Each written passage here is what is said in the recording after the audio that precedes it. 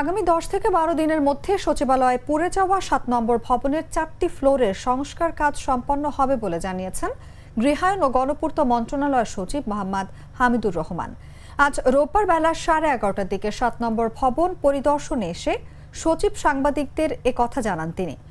অগ্নিকাণ্ডের ঘটনার 11 দিন পর এ ভবনটি খুলে দেওয়া হলো। গৃহায়ন ও গণপূর্ত সচিব বলেন, ক্ষতিগ্রস্ত 4টি ফ্লোরে সংস্কার কাজ শেষ করতে 10 থেকে 12 দিন সময় লাগবে। এ সময়ের মধ্যে আমরা করে দিতে পারবো। আমাদের ইঞ্জিনিয়ার সাহেবরা বলেছেন তারা 10 থেকে 12 দিনের মধ্যে করে দিতে পারবেন। আমরা চেষ্টা করব যত তাড়াতাড়ি সংস্কার কাজ শেষ করা যায়। গত 25শে ডিসেম্বর দিনগত রাতে ইতিহাসের সবচেয়ে বড় আগুন লাগার ঘটনা ঘটে সচিবালয়ে। পুড়ে যায় 7 নম্বর ভবনের 4টি তলা।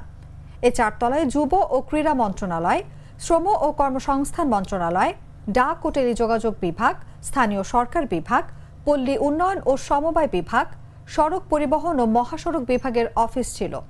আগুন পুরোপুরি নিভতে সময় লাগে প্রায় 10 ঘন্টা।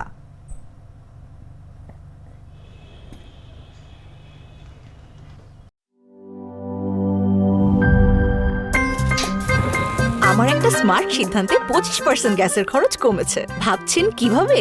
সাধারণ গ্যাস স্টোভ বদলে আমি এনেছি আরএফএল গ্যাস স্টোভ। এর সাইন্টিফিক নজল ও ব্রাস বার্নার ক্যাপ সমানভাবে তাপ ছড়িয়ে রান্না করে দ্রুত।